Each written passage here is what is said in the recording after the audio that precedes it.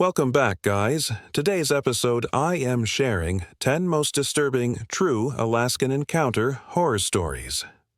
Before we start, make sure to like and subscribe to the channel and leave a comment with where you're from and what time you're watching. That way, YouTube will keep showing you stories just like this one. Now, let's begin. Sleep. I've driven trucks across nearly every stretch of frozen hell Alaska can conjure, but one winter job in 2011 still sits in my bones like frostbite. Folks think the danger of ice roads is in the cracking, the breaking, the freezing water underneath. But the real danger is what waits in the silence. Out there, when you're 50 miles from the nearest station, you realize it's not just cold, it's empty. And sometimes that emptiness has eyes. Back then, I was running deliveries between Prudhoe Bay and a remote mining camp north of the Brooks Range. No trees, no cover, just flat tundra and glaring moonlight washing over the endless fields of snow. You couldn't imagine a lonelier stretch of earth. The night in question was colder than most. Deep -30s, the kind of cold that hardens your breaths into tiny shards of glass. My radio had gone in and out most of the trip, and I'd already been driving for 7 hours. All I wanted was to reach the camp, unload, and crash for the night. Now, here's the part where I lose most folks because it sounds like a campfire tall tale. But I swear on every mile of blacktop I've ever driven. It's true. Around 2 in the morning, while I was rumbling over a long frozen stretch of river, I saw lights in my rear view. Not headlights. These weren't the white glare of a truck behind me. These were blue, flickering lights, like flames but somehow cold, dancing right on the ice behind my rig. At first, I figured exhaustion was messing with me. My eyes burn after hours on the road, and strange reflections show up sometimes. But these weren't reflections. They drew closer, quicker than I liked, until I could feel the glow bouncing against the sheet metal of my trailer. Every instinct in me said to speed up. But what good is speed at -30 when you're skidding on ice? One wrong move, and you're part of the frozen river, forever. I tried the radio again.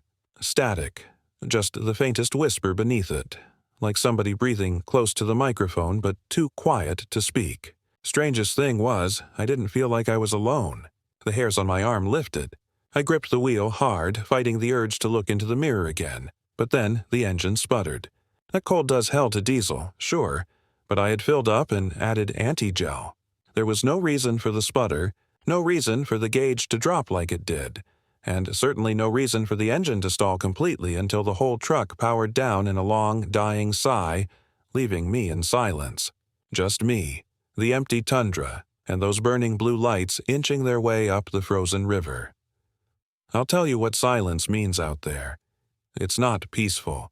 It's not calm. Silence on an Alaskan ice road means death is coiled around the corner.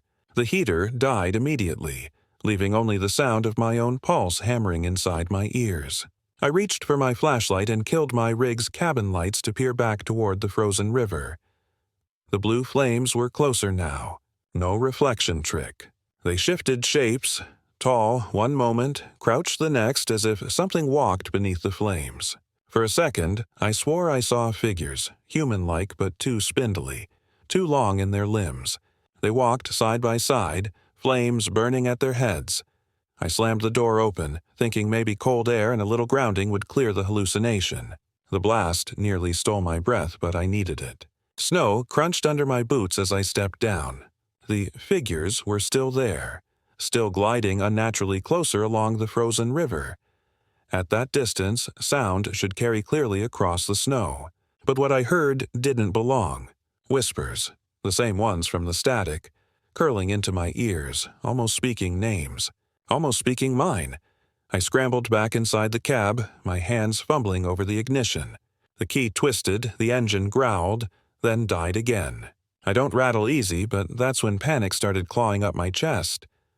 A sudden crack split the night, a deep groaning of ice shifting under heavy weight. It echoed everywhere, like a tree trunk snapping but drawn out and enormous. My blood turned cold once I realized the figures weren't walking on the ice road. They were crawling through it, bending underneath the frozen skin, their blue lights pressed against the barrier separating me from the water below. Their faces broke through the ice like trapped hands pressing against frosted glass. Long mouths spread open as if gasping, though they weren't drowning. No bubbles, no struggle, just writhing shapes moving toward my truck from beneath. That was when the cab's windows steamed, like someone breathing from the outside in. I sat frozen, whispering every prayer I could remember, when a sharp bang hit the side of my trailer, loud as any collision I'd ever heard. The whole rig shuddered, then another bang, and another. My truck wasn't just dying, it was being tested. I don't remember the exact moment I broke. Fear has a way of chewing through memory like a rat on wires. But I know that instead of freezing, I started pounding my fists on the steering wheel, shouting out into the cab like a madman. Maybe it was anger at the cold. Maybe it was the sound of ice cracking under me. Or maybe some stubborn Alaskan part of me couldn't stand being toyed with. That's when the ignition caught. Just like that, engine roaring back to life. The heater blasted, the dash lit up like Christmas, and I stopped the accelerator without a thought. Tires screamed, and the rig lurched forward across the frozen road. Pitiful traction or not, I didn't care. I was rolling again. As I looked back, against every sane instinct in me, the blue lights were no longer beneath the ice. They were behind me, streaking over the snow like ghostly beacons, fast, inhumanly fast, chasing me down the frozen highway. They weren't fading this time. They were gaining. Every nerve in my body screamed to keep going. But then, silence. The lights blinked out. No fade this time, just gone, swallowed by the endless night. Like they'd never been there. I didn't buy it. I drove another 30 miles without daring to lift my foot from the gas, even as the road grew slicker and the cab rattled apart from the abuse. Only when floodlights from the mining camp appeared on the horizon did I finally slow down. I made it inside alive, but not warm. Never warm. Even after hot food and a stronger drink, I couldn't shake the cold that had stayed buried in my skin. And the other thing, the whispers. Because when I climbed into my bunk to sleep, radio finally silent, do you know what I heard humming faintly from the corner? That same static breath, saying my name. To this day, I've never told my dispatcher what happened. They'd laugh me right off the ice. But I know what I saw. And what I heard. Alaska is nothing but space and silence, sure, but sometimes that silence isn't empty. Sometimes it's waiting. I was a bush pilot for 15 years, flying supplies to far-off outposts and fishing camps across Alaska's wild reaches. Back then, I thought I had seen it all. Storms chewing planes to pieces, lightning striking too close for comfort, and even moose wandering down an improvised runway. But 2004 gave me something I'll never forget. A supply run to an Inupiat village along the Kuskokwim River taught me that some disappearances aren't caused by weather, beasts, or bad luck. Some things just take. That winter was relentless. Snow hammered the tundra in blankets so thick it turned the world into one endless expanse of white dunes. I'd been contracted to deliver food, medicines, and some mail to a small riverside settlement. 30 people at most. Easy job, except the weather had kept me grounded for several days, meaning the villagers were running short on supplies. By the time the skies cleared, urgency was pressing like a stone on my chest. Flying over the river that day, I remember noticing how still everything looked from above. Normally, you'd see smoke threads rising from chimneys, kids or dogs carving trails in the snow, someone out splitting wood. Instead, the little scatter of cabins sat like abandoned matchboxes, unmarked and silent. It wasn't until after touchdown that the silence hit harder. The runway, more of a frozen strip of cleared earth, was deserted. Usually, a few people would be waiting to wave as I taxied in. Not that day, only the groan of my engine bouncing across the frozen brush. I shut off the plane, half expecting to hear a bark of the sled dogs. But there wasn't a sound. No dogs, no people, just the wind combing across the snowbanks. Carrying a crate under one arm and a duffel under the other, I trudged through the drifts toward the nearest cabin. The door hung open, swaying slightly, and my voice cracked the air as I called out, "Delivery! Supplies are here!" My words got chipped into pieces by the wind and carried away, unanswered. Inside the cabin, everything looked normal at first. Firewood by the stove, boots lined neatly by the door, A pot still sitting on the iron stove. Long cooled, but frozen food inside hadn't rotted. Whatever happened, they hadn't left long ago. I checked the other houses. Same story. Meals half finished, oil lamps upright, clothes neatly folded, personal belongings laid out like people had just stepped outside for a smoke and never came back. And that's the part that unsettled me most of all. Not the absence, but the neatness. People vanish in panic, they knock things over, leave signs of chaos. But this village had been tidied, before whatever happened swallowed them. By the time I circled back toward the center of the village, my skin prickled with that unmistakable animal sense of being watched. The central gathering house was larger than the rest, and its door had been sealed shut. Snow piled high against it, untouched since the last storm, a storm that had come only days ago. Curiosity tugged me hard. I shoved in through the drift, kicking down the door into stale air that carried a faint coppery tang. Inside was darker, gloomier somehow. The windows had been covered over with hides, blocking most of the pale daylight. My boots thumped hollowly on the wood floor as I stepped inside. What I found there has stayed pressed into me ever since. All the chairs, 8 of them, had been arranged in a circle, neat and precise, like a meeting had been held. In the middle of that circle lay a series of carved shapes, little statuettes made of bone and driftwood, arranged in a spiral pattern on the floor. Each figure had wide, gaping mouths painted with charcoal, and each mouth pointed inward, toward a single hole chipped through the wooden floorboards. The hole wasn't big, just wide enough to fit your arm, but what unsettled me most was how deep it looked. The spiral of figurines seemed to almost lean toward it, pulling the eye into that black nothingness. I crouched down, shining my flashlight into the hole. At first I thought I saw only dirt beneath, but then came the slow realization. That wasn't dirt at all. It was ice, packed, deep, endless ice, as if the earth beneath the settlement had hollowed itself into a frozen shaft. And in that ice, faces seemed pressed outward, not fully, not clear, but faint outlines of cheeks and eyes bulging as though frozen people were trapped underneath. A sudden crash echoed outside. Something toppled in the snow. I practically leapt out of the house, bootsteps crunching as my light swept across empty banking drifts. But there, over by the river's edge, I saw them. Tracks. Not human. Long, narrow grooves carved into the snow, fresh as if made minutes ago, leading from the edge of the frozen river up toward the back of the abandoned cabins. They weren't dragging marks, and they weren't animal paw prints either.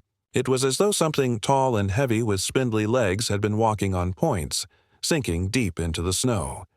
The tracks circled back toward the gathering house. Toward me. I forced oxygen into my chest, gun trembling in my hand now. Part of me wanted to bolt back to the plane right then, but another part, maybe that same stubborn part that's killed other pilots, drove me back inside the gathering hall. If the missing villagers had left clues, this was where they'd be. That was when I heard the sound. Not wind, not wood creaking. From beneath the floorboards, somewhere down in that ice shaft, came the faint rhythm of voices, chanting low and wet, like water bubbling through teeth. In survival, instinct outruns logic. Logic tells you to investigate, to understand. Instinct tells you run. I listened to instinct that day, but not fast enough. Because as I stumbled back toward the exit, one of the bone statuettes toppled onto its side. The moment it hit the floor, that frozen chanting surged upward, louder, hungrier. The air dropped 20 degrees in a blink, frosting my breath into thick clouds even inside the sealed room. And then, from the shaft, something began pulling itself upward. The wood groaned, cracking as ice splintered into jagged fingers crawling toward the surface. What rose wasn't one shape, but several. Faces pressing together into a writhing mound. Elongated jaws stretched wide as though unhinged, each mouth spilling steam. They took form out of the darkness like shadows that had never belonged to an object. I don't claim to remember how I made it out, only that I hit the snow face first, scrambled to my feet, and hurtled for the plane like the devil was clawing my ankles. Some part of me keeps reliving that sprint, The shadows stretching across the snow behind me. Too many legs, too many mouths whispering in the same dripping voice. The engine coughed as I fired it, nearly choking out, but luck was with me, or maybe pity. It caught, spinning faster as I shoved hard on the throttle and whipped the plane off the improvised strip. As I banked upward, I let the village fall away beneath me. From that height, I looked down one last time. For just a fraction of a second, every rooftop in that settlement shimmered blue, like fire smothered under ice. The kind of glow you see in a frozen lake when moonlight catches the cracks just right. But it wasn't moonlight. It was the same color as the faces pinned beneath that shaft. I landed hundreds of miles away, shaking so hard it took 2 men to pry me out of the cockpit. When I told a state trooper friend, he just gave me a long look and said, "Some villages go missing. Some shouldn't be found again. The mine company. They stopped requesting drops there. Official word. Village relocated due to economic hardship." My logbook still has the coordinates scratched out in red, but here's the question that's left me sleepless. Those bone figures, that spiraling pattern, who made them? Did the villagers do it willingly, or were they building a door, tidying up their homes to prepare for whatever came? Either way, it wasn't abandonment. It was invitation. I worked as a ranger out by Wrangell-St. Elias National Park for years. Spent most winters watching over glacial trails no tourist in their right mind would come near until summer. But my crew always joked, the ice keeps its secrets in winter. Don't ask it to share. I used to laugh that off. One February in 2015, the glacier showed me what they meant. I was stationed alone in a backcountry hut near Root Glacier, miles from anyone else, tasked with maintenance and monitoring the ice pack. Nights were long, stretching silent for hours except for the occasional thunder of ice calving off in the distance. That sound, like a skyscraper collapsing, became my lullaby. A week into my shift, something different cut through the night. A howl. Not wolf, not coyote. You don't mistake those if you've lived out here long enough. It was deeper, wetter, resonating across the ice until the hut walls vibrated. Unearthly. I stepped outside with my flashlight. Moonlight glared on the glacier, a vast, shimmering sheet of white climbing miles into the mountains, glistening like glass teeth under the stars. My breath plumed into the dark as I spun my light across ridges and drift lines. Nothing, no motion, no eyeshine.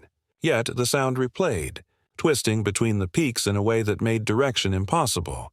It came from everywhere and nowhere. The next night, it returned. Longer, closer. My radio flickered to static as it began, and deep inside the interference I swore I heard syllables, not animal noise.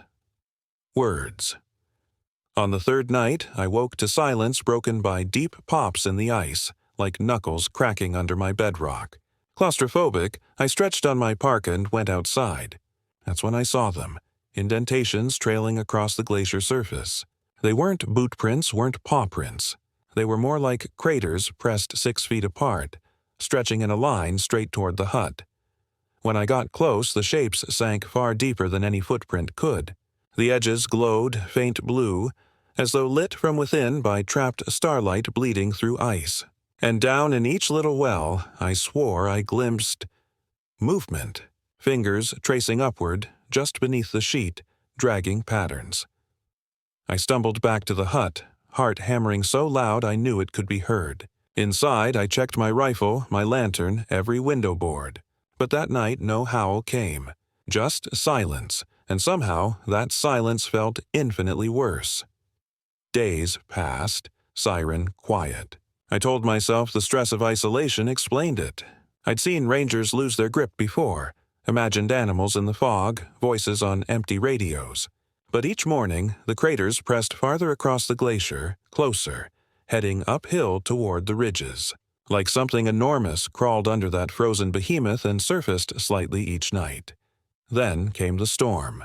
A blizzard rolled across the range without warning, blanking the world to a swirling white void. I couldn't see 5 feet past the hut. Winds howled against the tin roof like banshees, and buried within that gale was the howl.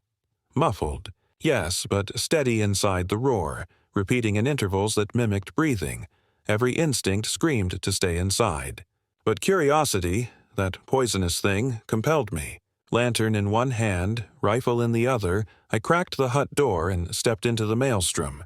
Snow knifed at my cheeks while shadows twisted between gusts. Half blinded, I stumbled toward a ridge where the glacier opened into a small ice cave. That's when I saw fire. Not flame fire, ice fire. The whole entrance shimmered with color, aurora hues refracting deep within the cave. Greens and blues pulsed unnaturally like veins glowing under skin.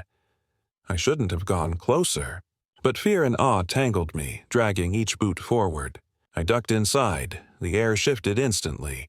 The scream of wind cut out, replaced by dripping silence. Water fell in slow, thick beads, freezing before hitting the ground. The ice walls themselves carried carvings, spirals and jagged lines gouged deep. Not by tools, not by claws. Too smooth, too deliberate. Then, the sound. Not a howl this time, but voices. Hundreds overlapping. Men, women, children, moaning in endless repetition. Each syllable dragged like metal on stone, reverberating in my chest more than my ears. At the cavern's center rose a vertical spire of ice, transparent and humming faintly. Figures moved within. Shadowy outlines shifted, pressing their hands to the surface as though desperate to push out. Some had faces distorted in screams. Others revealed only empty sockets where eyes should have been. And suddenly, those craters outside made sense. This wasn't a single thing. It was the glacier itself moving, dragging, growing. That's when one of the figure's hands pressed fully through the ice. The fingers weren't solid. They shimmered like water freezing mid-motion. Yet the pressure in the air told me they were heavy, real. I didn't stay to see it finish emerging. I tore myself back into the storm, stumbling until the hut's light shimmered through the haze. Behind me, the howl exploded louder than ever before, shaking the air like a jet rumbling inches overhead. My lantern burst, plunging me into blizzard dark as I sprinted blindly. The snow beneath me shifted, not slid, shifted. Like a whale rolling under thin ice, the entire glacier bulged. My knees buckled as I tumbled forward. Through the opening swirl of snow, I glimpsed something enormous beneath the translucent crust. A body, vast, impossibly vast, stretching farther than sight.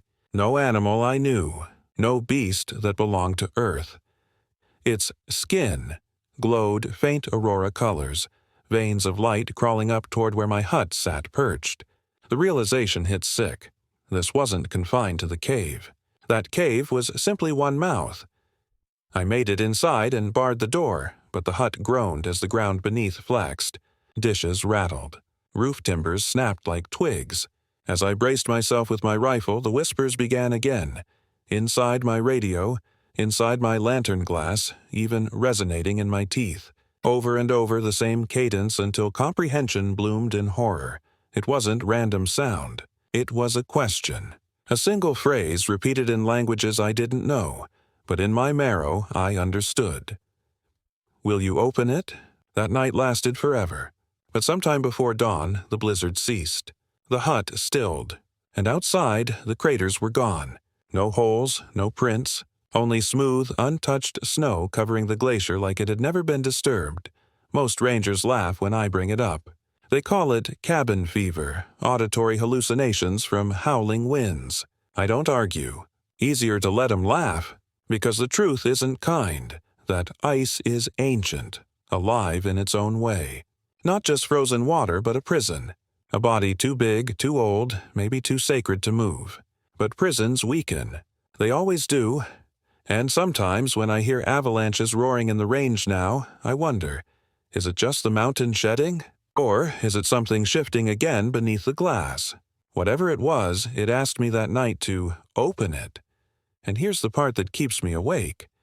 I felt something inside me whispering back, wanting to agree.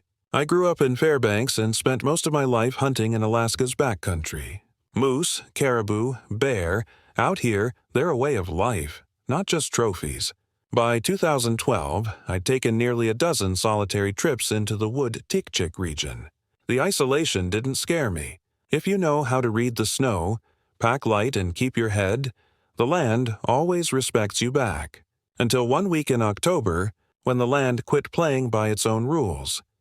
It happened on a moose hunt, just before freeze-up, when the lakes hadn't fully turned to ice and fog clung so thick it lay across the treetops like wool.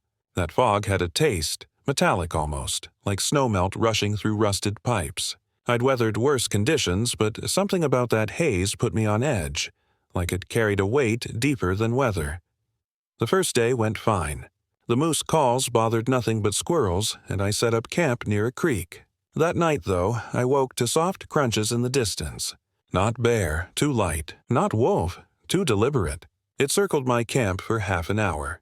I sat up with my rifle, waiting for the usual reveal. Tracks in dirt come dawn. But morning showed none. Not a single indentation, and soil soft enough that even a rabbit would have printed it. Second day, fog thicker. Mid-afternoon, I spotted a shadow across the lake about 600 yards off. Broad shoulders, long strides. Moose? At first glance, sure. But moose don't walk upright. I steadied the scope of my rifle, expecting perhaps another hunter, though no one else had signed in at the trailhead. Through the glass, my chest iced. It was a man, or shaped like one. Too tall, 7 feet maybe. His body was wrapped in what looked like strips of hide, dangling like tattered cloth. But where a head should have been was only a blur in the fog. I blinked, wiped the scope lens. When I looked again, it was gone. No retreat into the trees. No splash in the lake. Just absence. I hiked 6 hours looking for tracks, convinced my mind was conjuring shadows. Came back to camp with nothing but damp socks and a pit gnawing my stomach. That night, the noises returned. Not circling this time. Closer. A low whistle threading through the fog, stopping each time I raised my rifle. When it stopped the third time, I heard something worse. Breathing. Slow, heavy, behind my tent wall. I didn't sleep. Not a wink. I sat up all night, gripping the rifle tight enough my knuckles cracked. When dawn crept, the fog refused to lift. I stepped outside the tent, eyes scanning. No tracks. Again. But the air stank faint, like wet fur. By midday, exhaustion chewed at me, but survival instinct cut harder. I decided to pack camp and move back toward the trailhead. Moose was out of the question now. Something walked the woods that I couldn't read, and in Alaska, what you can't read will kill you quickest. Fog thickened as the afternoon sank. I heard twigs snap behind me, deliberate, paced. Then the whistle rose again, a tune this time, broken, almost mocking. I spun, rifle ready. Nothing but fog and spruce shadows. But then I noticed a shape 20 yards back. Tall, still, watching. It looked like a hunter from a distance. The tanned, ragged hides resembled a parka, but no human head sat above the collar. Just shifting mist, coiling, I snapped my shot. Crack echoed across the valley. The figure jolted, then unraveled into fog itself, dispersing like mist blown off a pond. I should have bolted hard then, but I kept thinking, if it bled, it could be tracked. I sprinted toward where it vanished. No body, no blood, just fresh indentations in moss, long, deep, as though feet too heavy for their body had pressed there. But the tracks stopped mid-stride, dissolving into the fog like smoke trails. That's when I heard it right above me. A howl, but human. Not wolf, not coyote. A man's scream stretched into some banshee pitch. Spruce needles rained down as though an enormous weight had pressed the canopy overhead. By the time I raised my rifle upward, silence again. I didn't walk after that. I ran, didn't care where. Hours blurred by, the daylight falling. And then through the fog, my stomach fell, because I saw my own camp again. My tent, sitting pitched, neat as I'd left it, right there when I should have been 10 miles away in the opposite direction. I hadn't circled back. I'd been led. By then the sun was smothered. My lantern cast feeble glow, barely cutting a ring through the whiteness. I thought about firing shots skyward, but who would hear in that haze and distance? I backed toward the tent to gather what I could before pressing on through night. That's when the fog shifted. It didn't dissipate. It pulled inward, folding around camp in a ring. The air pressed heavy in my lungs, each inhale thick. And within that funnel of vapor stood the figure again, still silent, waiting on the other side of my tent. No face, no head. Just mist that pulsed faint with light, green-blue like the aurora trapped inside lunging smoke. My rifle quaked in my hands. I didn't wait to see if bullets mattered. I fired 3 rounds. Each cracked through the fog, echoes vanishing. The figure shattered, then reformed 2 strides closer. The whistle came, not from him, but from the woods around. From everywhere, a dozen different echoes, overlapping, until it sounded like a crowd, each one slightly different but the same broken melody. My body worked before my mind. I torched the tent with my lantern, flame catching quick on dry canvas. Fire roared upward, the only thing that fog seemed to recoil from. The circle widened, figures blinking faint at the edges. Not one now. Many, and then, all at once, they dispersed. Fog flattened. Silence returned. Just forest and firelight. I spent the night crouched beside the burning tent, rifle tight. When sky finally pinked on the horizon, the air cleared, showing only ash where my camp had been. Not a single track in snow, though I'd seen them with my own eyes hours earlier. I left every bit of gear behind and marched 10 hours without stopping until I reached my truck. Drove home without sleep. Haven't hunted solo since. Locals in small towns whisper of fog walkers, spirits that use haze as cover, mimicking hunters until they lead you astray. Some say they're not spirits at all, but guardians, creatures pushing men away from certain grounds. Maybe that's true. Maybe I wasn't meant to enter those fog banks. But I'll tell you this. When the first autumn fog rolls into Fairbanks, I hear it still. That whistle, low and broken, as though someone's hiding at the tree line waiting for me to answer. In 2007, I took seasonal work as an equipment operator for a petroleum subcontractor near the Arctic coast, miles west of Prudhoe Bay. The company called it remote exploratory work. We called it exactly what it was, a human outpost in the middle of nowhere. Endless tundra. Temperatures that could skin you with frostbite inside 10 minutes. Silence heavy enough to crush your ears. Most of the time, we worked in pairs. But one job sent me alone. Deliver new drilling bits to an abandoned satellite station about 20 miles north. Crews had once drilled there for natural gas, but the project had been shelved. The bosses kept the small station intact as a backup site. I drove a clunky snowcat across flat tablelands of snow. For hours, nothing but horizon. Then, gray shapes shimmered up ahead. The drilling station. Corrugated metal walls half buried in drifts. Derrick scaffolds rising like frozen skeletons. Windows blown out. Not a mark of life. Stepping from the cab, wind sliced raw. I tugged my parka high and trudged toward the metal doors. They should have been padlocked. But someone had snapped the lock, leaving the chain hanging. Inside was darker than cave mouths. My flashlight swept across rusted tools on benches, hoses coiled stiff, bunks unmade as if men had left midshift. What gnawed me most, it didn't smell of dust. It smelled of iron and rot, like meat kept far too long in a freezer.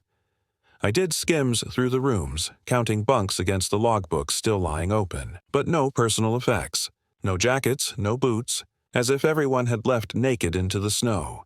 My gut turned heavy. Then, from down the corridor toward the old drill shaft came a noise. Subtle at first. Click, click, like something tapping. Tools, maybe, swinging loose in draft. But as I drew nearer, I realized it mimicked a rhythm. 3 taps. Pause. 3 taps.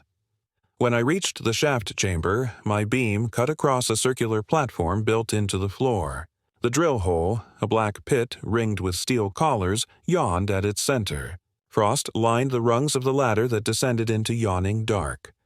My ears clenched shut, because the tapping was no echo of metal. It was coming from below. I leaned over that shaft, shining my flashlight down. Beam reached maybe 20 feet before dissolving into black air. But those taps continued, ascending in rickety rhythm. 3 taps, pause. Almost like Morse. Something rose. Slowly, My boot soles turned slick in sweat despite the cold. Deep in the shadows, a glint, the reflection of eyes. Not two. Dozens. Shapes surfaced just beyond the narrowing tunnel, pale and shuddering against the light. They weren't workers. They weren't anything I could name. Imagine people caked in frost, their skin stretched until it gleamed translucent, moving without bending properly. Like icicles that wriggled. The moment the beam pinned them, every one of those eyes snapped upward toward me. The tapping ceased. Silence collapsed heavy across the chamber. Adrenaline screamed. I staggered back, boots crunching on frost. Then the ladder rattled, hard. Something was climbing fast. I bolted through the hall, my parka snagging on torn conduit. Behind me echoed metallic clangs as unseen limbs hammered each rung of that ladder like an avalanche of knives. When I reached the mess hall, I flung myself inside and killed my light. Dark swallowed me. But in that dark came whispers, thin like frozen reeds snapped in the wind. They weren't outside. They pressed right into my ears. Words, but warped and cracking like wet wood hissing in fire. My chest tightened, lungs clawing for oxygen. The air inside the room caved, heavy, suffocating. In the faint spill of moonlight through a shattered pane, shadows stretched unnaturally long. Too many limbs, too many angles. Crawling across the far wall, moving independent of anything casting them. I squeezed my head between my arms, eyes clamped shut, praying this was delirium from too little sleep. Then the tapping resumed. Not in the shaft now, on the walls beside me. Slow and patient. 3 taps. Pause. 3 taps. As if whatever had risen now circled the room. I don't know how long it lasted. Minutes. Hours. My watch ticked faint in the silence, but time folded in knots. Eventually, courage or stupidity made me lift my head. Empty mess hall. Just collapsing furniture, snow creeping in dust drifts through the cracks. I seized the moment. Sprinted through the corridor, overturned chairs clattering as I shoved past. In the gear room, I ripped my parka snagged free, slammed out the door into screaming wind. The station loomed behind me, but I swear on every frozen mile I've worked, that the corrugated walls breathed. Slow expansions bulging outward, then collapsing, as though hundreds of bodies writhed beneath that metal skin. I stumbled into the snowcat, hands shaking so hard I dropped the keys twice. Engine groaned. Finally roared. I floored it into the endless white, not easing off until the station vanished. Halfway back, radio static burst sudden and savage in my cabin. A voice, thin, drowned in noise. "We're still here." Then silence. Static flatline. When I filed the paperwork, I wrote only, "Lock broken, station unsafe." Bosses handed me another route, kept mouths shut. Everyone in this business knows it. You don't spread ghost stories about corporate assets. But the images tattooed in me. The ladder rattling. The eyes rising in the shaft. The tapping that never stopped. 3 taps. Pause. 3 taps. I still hear it sometimes, alone at night when the wind shakes my roof. I live thousands of miles away now, but when winter sets in and the house freezes around me, taps echo through the wooden walls. Always in 3s, always followed by silence as though waiting for me to tap back, and part of me, God help me, sometimes wants to answer. I spent most of my younger years working river patrols as part of Alaska's Fish and Game Unit. Long, cold nights spent checking salmon nets, monitoring seasonal runs, and writing up citations for those sneaky enough to poach after hours. But patrolling the Yukon River at night was less about tickets and more about survival. The water moves black as oil, wide as a highway, and surrounded by forests so vast you never really know what's waiting just beyond the tree line. In late September of 2013, my partner Ross and I were covering a late-night patrol to check camps strung out along a 60-mile stretch of the river. Fog slinked off the water in sheets that night, and temperatures dropped fast enough that frost glazed across our deck railing in real time. Somewhere around 2 in the morning, We cut our engine to drift while we checked a gill net strung between two trees at the bank. That's when I heard it, crying not animal. It wasn't loon calls or fox yelps, which sometimes fool newbies. No, this was unmistakably human. A woman, sobbing so softly across the fog it raised the hair on my knuckles. Ross cursed, muttering it was probably some drunk off one of the camps, but something about the sound knifed me. It wasn't slurred, wasn't shouting, just steady, broken crying. We drifted closer to shore, our floodlight sweeping the bank. Snow-crusted willows swayed. Ice crust melted in jagged plates around the shoreline. But no figure appeared, no canoe, no fire pit embers. Nothing, and yet I could still hear the woman crying. Ross shut the light.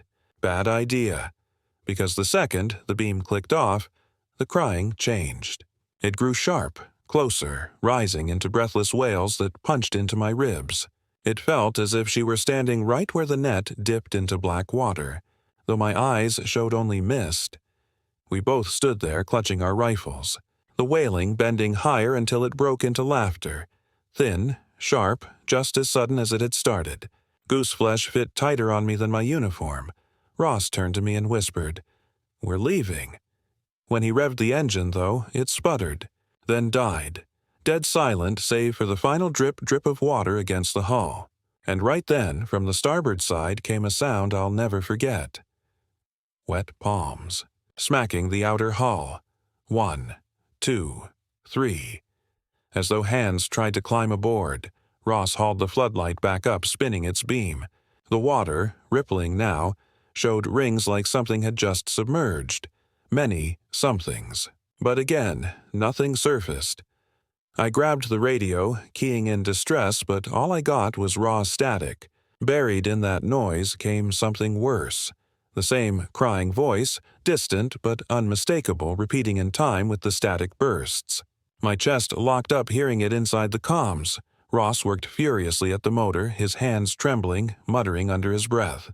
I kept the rifle shouldered at the waterline, praying some drunk didn't pop out of the muck, because this wasn't what a human throat made. Then, from along the portside bank about 30 feet down, the fog stirred, and out of it stepped a woman, hair black, dripping, clothes plastered flat, barefoot on frost, pale against the moonlight. She staggered toward the shallows, eyes down, her sobs exactly the sound from before. Relief broke across me for one merciful second, until Ross hissed, "Look at her hands." Her hands dragged along the trees as she walked, too long, stretching nearly to her knees, the fingers sharp and jointed wrong. Impossible angles. As she reached the shoreline, she raised her head. No face, no eyes or nose or lips. Just smooth white flesh where features should sit, trembling slightly as those sobs kept filing out. My stomach dropped out completely. Ross fired a warning shot into the air, crack ricocheting off the river canyon. She didn't stop. Didn't even flinch. Her feet hit water as though terrain didn't matter. And the second they did, dozens more palms slapped against our hull in a frenzy.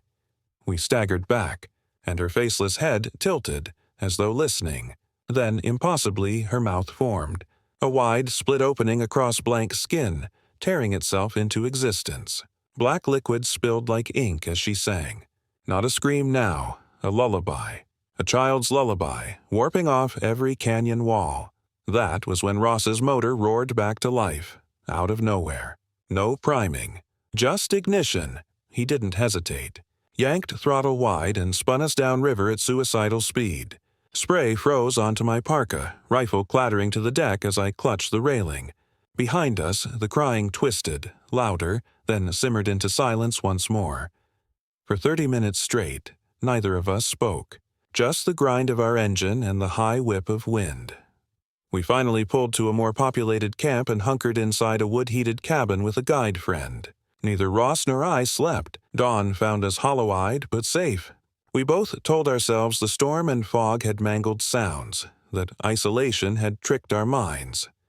But I'll never forget Ross pulling me outside later that day, walking us down to his boat. The frost had burned off in sun, leaving the fiberglass hull clear, and across its side were dozens of prints. Not fingerprints. Too narrow, too long. dragged in fives, each one burned into the hull like frostbite scars, skin oils etched against the plastic. The department wrote our motor trouble off as bad winter fuel. Ross left the service that year, moved inland, said he wanted nothing to do with rivers anymore.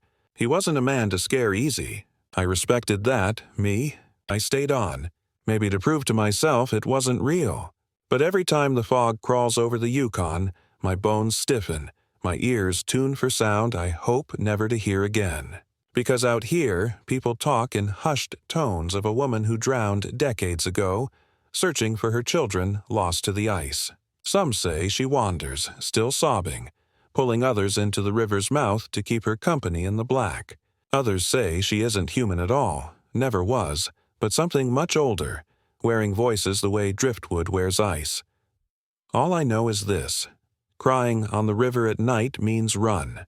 Don't listen. Don't shine your light. Don't even breathe. Because it's not one voice.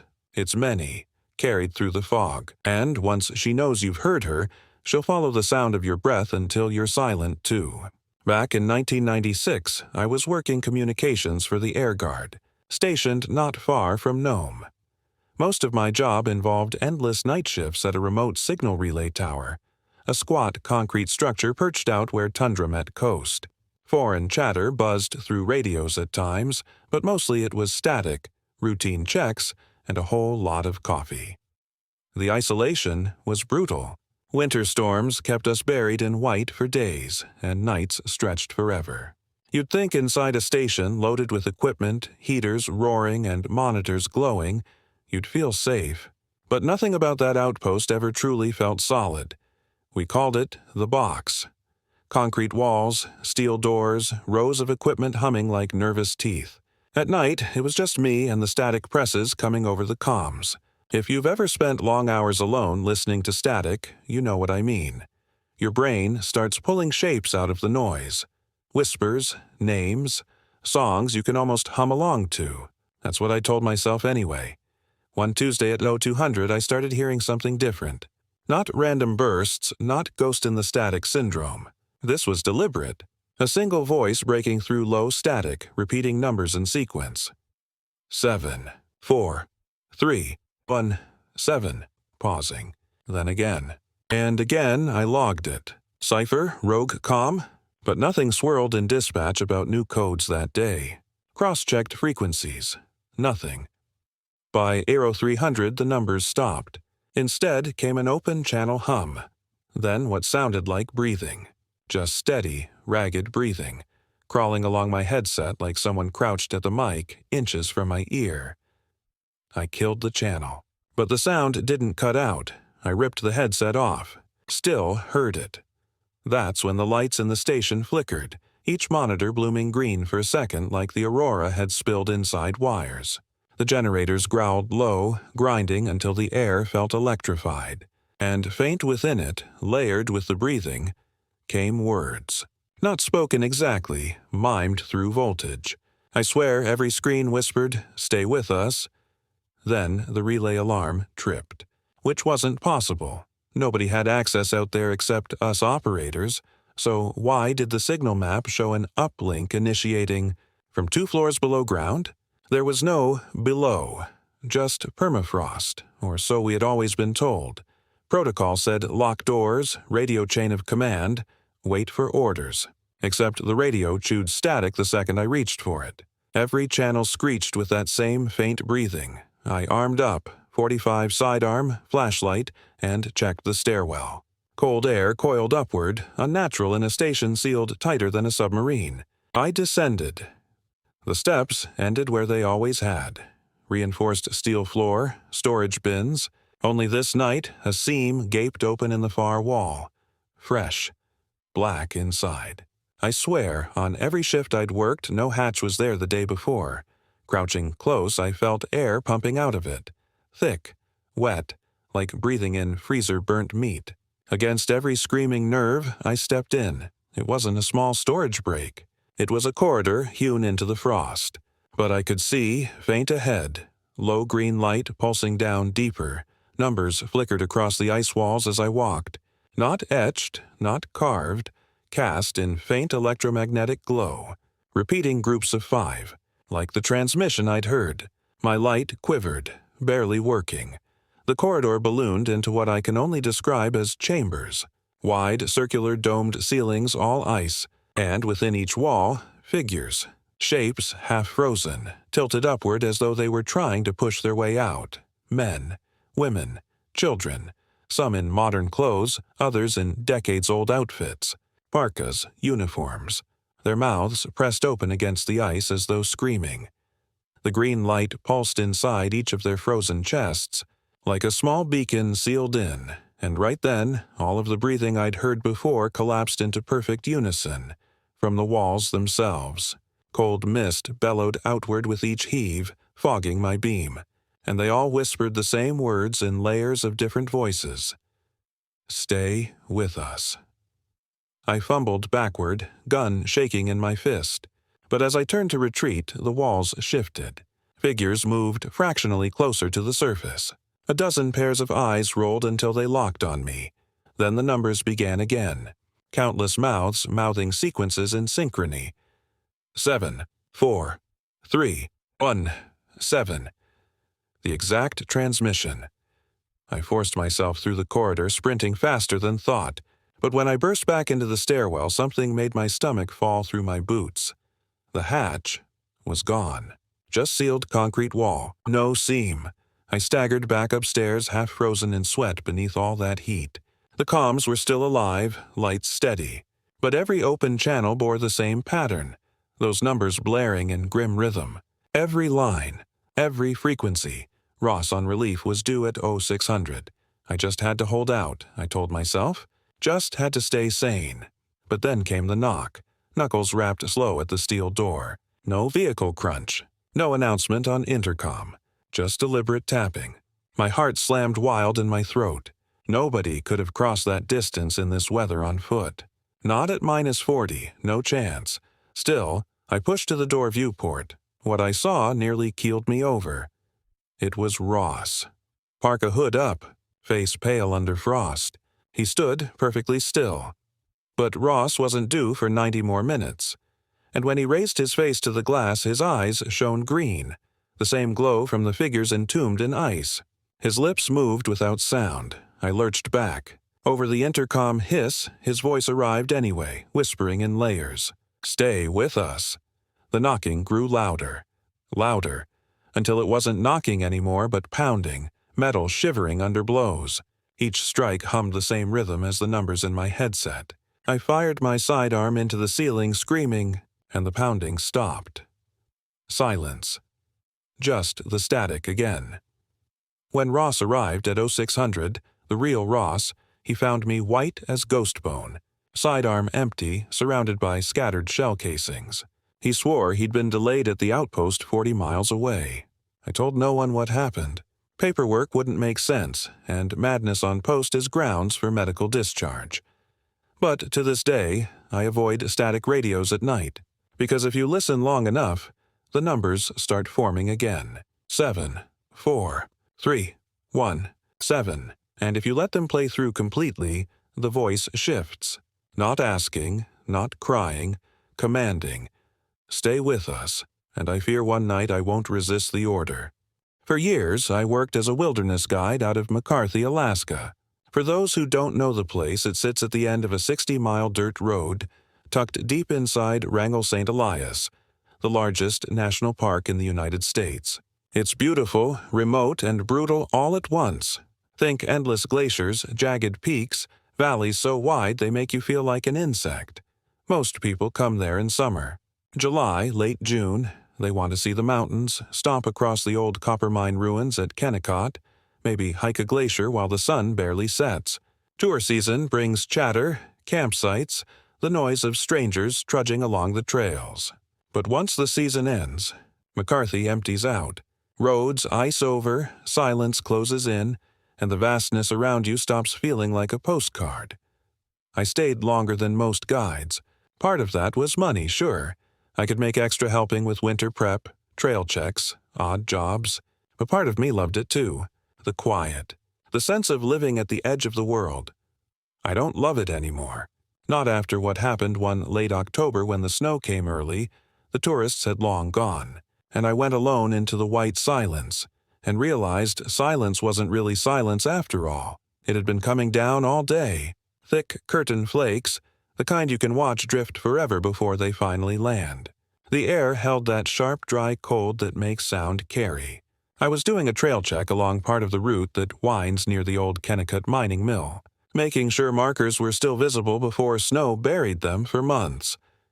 By the time I got close to the ruins, the snow had slackened to flurries. The mill looked like something out of an old nightmare. Massive skeletal framework leaning against the mountainside, empty windows like dead eyes, stairways collapsing. It always gave me chills, even on good days. That's when I heard footsteps, crunching in snow behind me. Now remember, I was the only guide left in the area, at least to my knowledge. Winter closes McCarthy into itself. Anyone hiking out there usually tells you, you don't just wander through blizzard-cold trails unannounced. So I turned around, expecting, I don't know, maybe a moose caught on crust. But there was nothing. Just the mill skeleton, the ravine, and flurries dragging across empty snow. The crunch came again, slow, steady, approaching, and when I dared glance down, I saw them. Prints, not boots, bare feet. Bare, human-shaped feet stamped deep in the snow, circling around where I was standing. A rational mind clings to explanations. Maybe I was seeing strange snow formations, wind-scoured shapes that looked like footprints. But that illusion fell apart when I followed them. They started just 20 yards behind me. No leading trail, no approach, just appearing as if someone had dropped into the snow, barefoot, and begun walking in a slow circle. The size of the prints seemed wrong, too. Not just long, narrow, with toes that dug unnaturally deep. I knelt, telling myself firmly it was some trick of thaw and freeze. I touched the depression. Packed snow. Clear outline. Each toe visible, I stood back up. The prints continued a wide loop, arcing through the drifts back toward the mill's shadow. That creeping wire of fear twisted in my gut. I reminded myself of the silence rule. Never panic in the backcountry. Panic kills faster than wolves, faster than exposure. But I couldn't ignore how the air felt charged, as though the ruins themselves were watching. The light slipped away sooner than I expected. It always does in late fall. By dusk, the mill loomed half swallowed by blowing snow. I pitched a small fire near my pack, planning to stay overnight and head back come dawn. That's when the sound returned. Right beyond the fire's circle, crunch, crunch, crunch. Slow feet pacing in the dark. I spun, lamp beam cutting through flakes. Nothing, just gray walls of snow. But there, in the dim, I picked them up again. Footprints. A whole line of them now, circling the fire in a perfect ring. My own tracks were messy, meandering. These were deliberate. They pressed equidistant around, as if something had walked in the fresh snow while I blinked. I shouted then, a bark of sound to shatter the silence. Not words, just noise to draw out whatever might have been lurking. The silence absorbed it. And then I felt the pressure against the tent. Sometime after I crawled into the tent, trying to ignore the ring of prints, I jolted awake. A hand lay flat against the nylon right where my skull rested.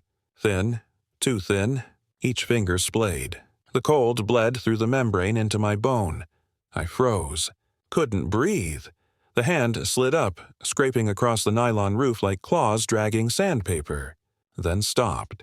Then pressed again, this time dead center over my chest.